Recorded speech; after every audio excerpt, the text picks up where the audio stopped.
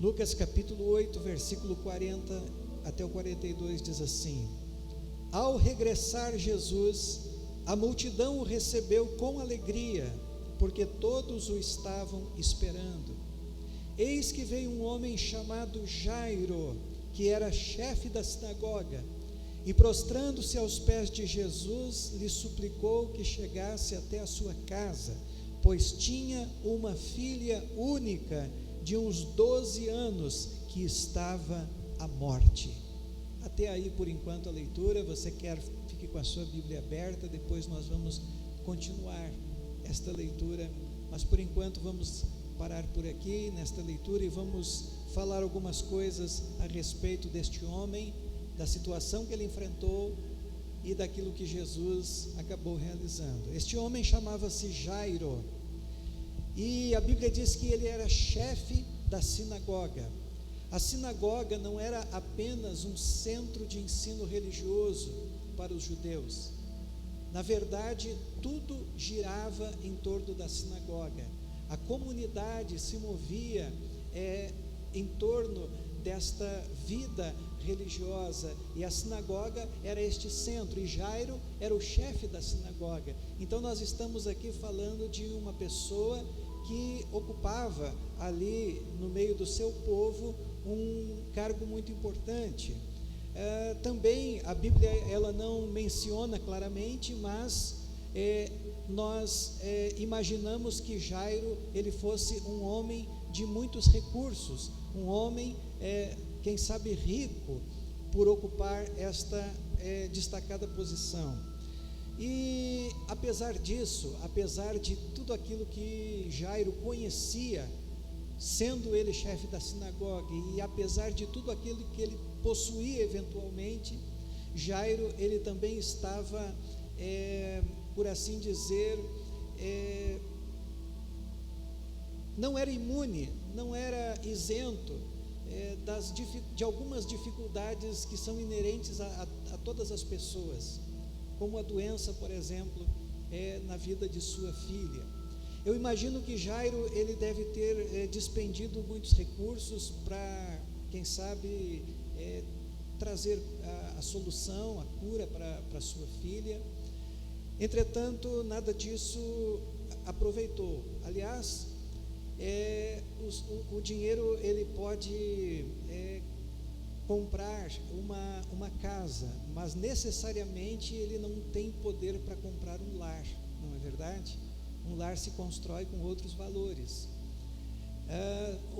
Os recursos materiais eles podem serem utilizados para construir um hospital, mas nós sabemos que nem todas as doenças são curadas dentro de um hospital, apesar de nós orarmos e apoiarmos o trabalho médico, né, e tudo mais. Entendemos a importância de tudo isso, mas nem sempre alguém que tenha todos os recursos do mundo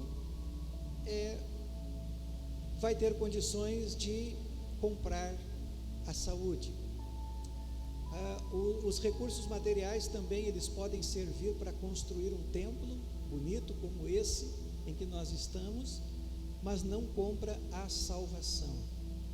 Então Jairo ele chega a um ponto em que ele entende também que ele é uma pessoa limitada e que ele precisa de algo mais para trazer solução para a sua vida. E a Bíblia nos diz que Jairo então vai à procura de Jesus. Ele vai à procura de Jesus. E ele vai à procura de Jesus, irmãos, porque existem coisas que só Jesus pode fazer. Existem coisas que só Jesus pode dar. E Jairo então ele vai à presença de Jesus. E algo importante é que Jairo ele reconhece, ele consegue discernir quem Jesus era, com quem ele estava lidando, com quem ele estava tratando. Jairo ele curva-se diante de Jesus, ele humilha-se diante de Jesus, e ele então suplica a Jesus que vá à sua casa, porque a sua filha única de 12 anos estava morrendo. Eu quero que você imagine a situação de Jairo. Eu quero que você entre nessa história, que você possa vivenciar o drama deste pai que vai até Jesus e confia em Jesus, reconhece em Jesus aquilo que exatamente ele precisava. E todos nós que aqui estamos nesta noite também precisamos deste discernimento. Eu e você que estamos aqui nesta noite precisamos estar plenamente conscientes de diante de quem nós estamos. Nós estamos aqui, meus irmãos, diante daquele que disse: eu sou o caminho, a verdade e a vida, e ninguém vem ao Pai senão por mim. Nós estamos diante daquele que disse: eu sou o pão da vida, e quem come desse pão jamais terá fome. Jairo estava diante daquele que disse: eu sou a água da vida, quem beber desta água não terá mais sede. Nós estamos, meus irmãos, diante do Senhor dos senhores, do Rei dos reis. Jairo teve esse discernimento, e muitas vezes, por falta deste discernimento, nós podemos até passar por Jesus, Jesus pode passar pela vida da gente e nada mudar, não porque Jesus não tenha poder para fazer isso, mas por falta deste discernimento, deste reconhecimento, diante de quem nós estamos. Nós estamos diante de Jesus, o nosso Salvador, daquele que disse: me foi dado todo o poder nos céus e na terra. É diante dele que nós estamos aqui nessa noite, e é ele quem vai fazer toda a diferença na nossa vida. Jairo teve esse discernimento, só que no meio dessa história entra uma mulher que sofria há 12 anos com uma hemorragia, um fluxo de sangue.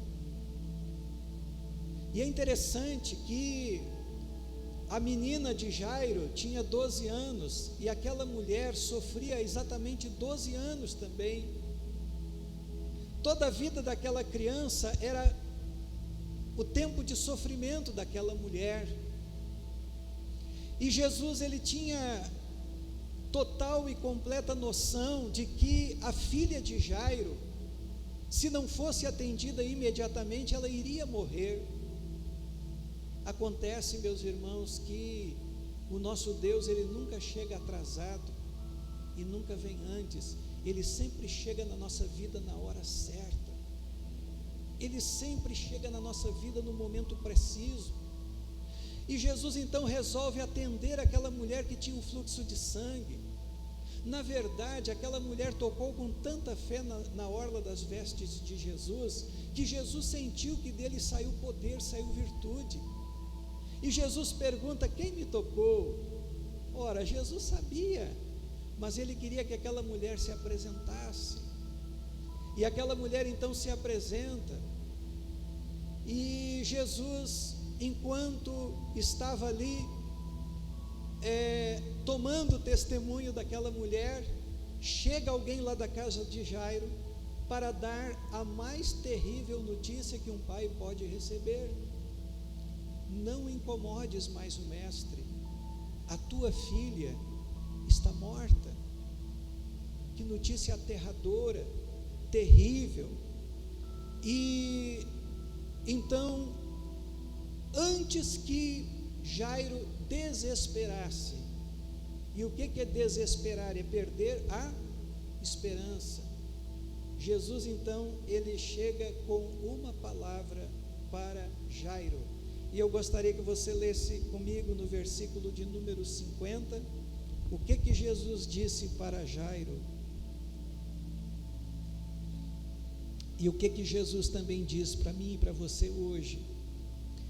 Mas Jesus, ouvindo isto, lhe disse: não temas, crê somente, e ela será salva. Aleluia! Não temas, crê somente. Ah, meus amados e queridos irmãos e irmãs, diante dos problemas mais difíceis da vida, Jesus também tem essa palavra para mim e para você: não temas, crê somente. Existia um fato, o fato é que a filha dele estava morta, mas existia uma palavra de Jesus, e a palavra de Jesus era esta: não temas, crê somente. Não temas, crê somente.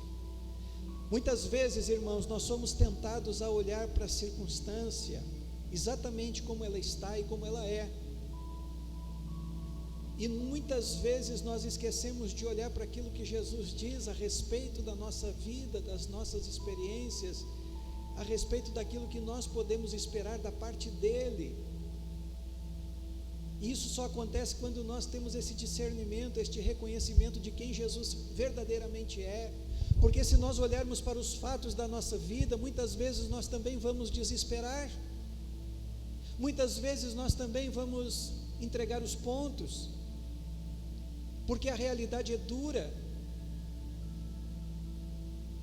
Mas eu acredito, meus irmãos, que enquanto Jairo estava caminhando em direção à sua casa, aquelas palavras de Jesus moviam os seus passos com uma fé tão grande, que talvez aquele que foi trazer o recado da casa dele voltou junto com Jesus e com Jairo, com alguns dos seus discípulos, e talvez ele estava sem entender, mas a menina está morta, o que eles estão pensando?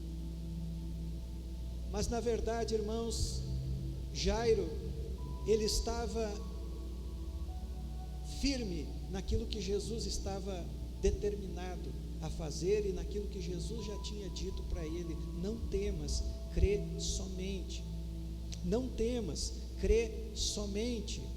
Então, o que mais me chama a atenção aqui é o seguinte: ele tinha uma palavra de Jesus, mas Jesus também estava caminhando com Jairo.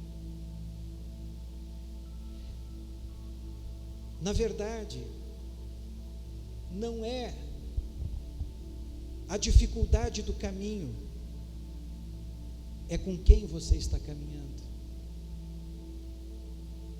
O caminho pode ser difícil para mim, o caminho pode ser difícil para você, o caminho pode ser mais acidentado em alguns momentos da nossa vida, mas o importante não é o caminho em si, mas é com quem nós estamos caminhando.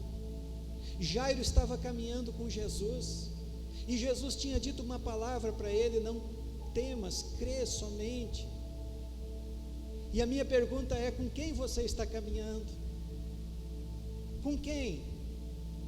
Pastor, eu estou caminhando com Jesus. Então fique tranquilo, essa palavra é para você.